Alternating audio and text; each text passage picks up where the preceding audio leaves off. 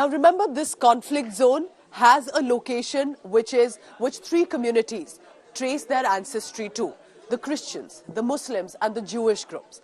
And one of them is Bethlehem, one of the most prominent international religious tourist destination, and what we have right now is looking like a ghost town. Shivarur is right now covering the Israel-Hamas war and is in Bethlehem to tell you what once buzzing with visitors from across the world is today deserted. This ancient church usually bears...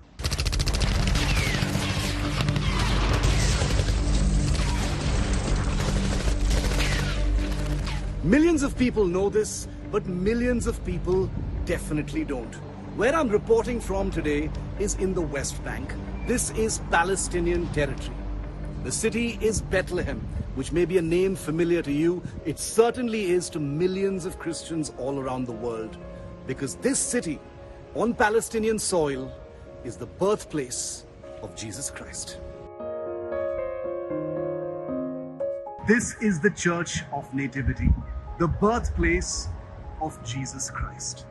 This ancient church usually bears a look on this square when thousands upon thousands of tourists and pilgrims throng here every single day of every single year to pay their respects and worship Jesus Christ. But today, amidst a fresh cycle of violence of the most brutal kind between Israel and the Hamas, this Palestinian city, under control of the Palestinian Authority, is completely empty. It's hard to believe, and we've been speaking to locals here in the city of Bethlehem, and they say they can't remember the last time this square, this holy square where the faithful line up in their thousands to get a glimpse of the inside of this holy church, was ever this empty.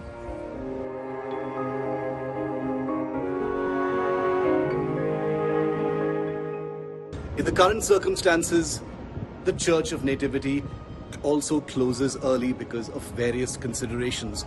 Now, the city of Bethlehem is almost completely pilgrim and tourist driven for obvious reasons.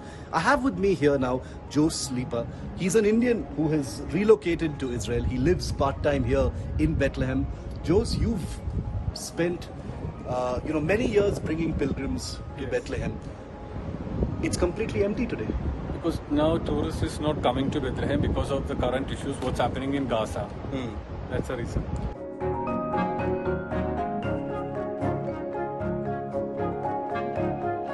But usually you're saying that this square, Jose, this square which I see around me, you're saying this is completely full of people. Full of people, and it was, even we don't get a parking space here because of the tourists coming to Bethlehem for the pilgrimage. So visit the Nativity Church, where is the birthplace of Jesus Christ.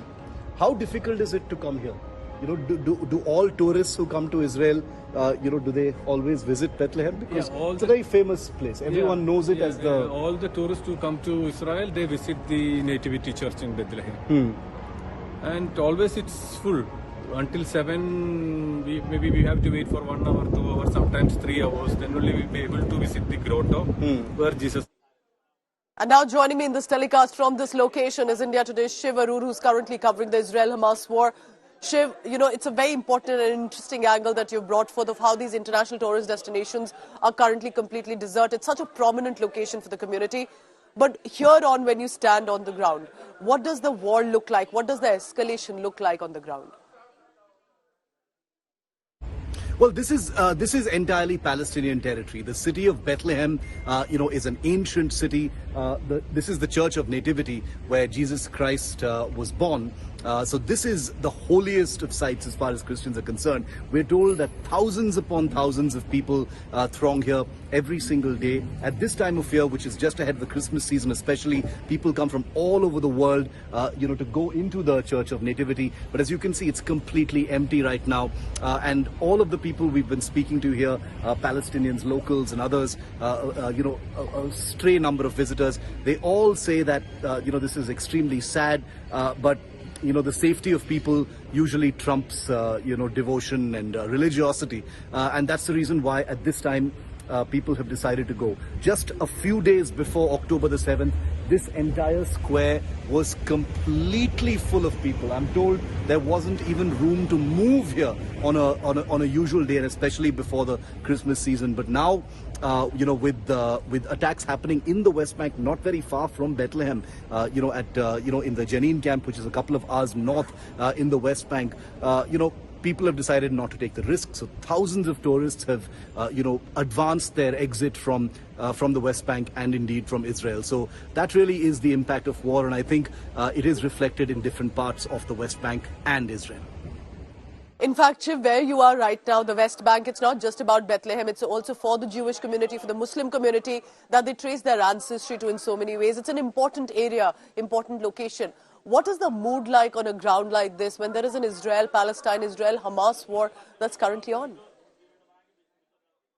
The West Bank is absolutely peppered with religious sites. It has pilgrims and tourists coming in, all the time. Now, the Palestinian Authority, which governs the Palestinian territories where we're reporting from now, including Bethlehem, are led by the Fatah party. Now, it's a little complicated for those who, may not be familiar but want to know more because of what's happening in the headlines between Israel and Hamas, is that Hamas, it calls itself a political party, but it indulges in terrorist activity. So it's a terrorist group, let's make no mistake about it. The Palestinian Authority here in the West Bank, governing these Palestinian territories, is run by a party called the Fatah. It was founded by Yasser Arafat, the famous Palestinian leader, and Hamas and Fatah are actually rivals. So Israel's war right now is with Hamas in the Gaza Strip.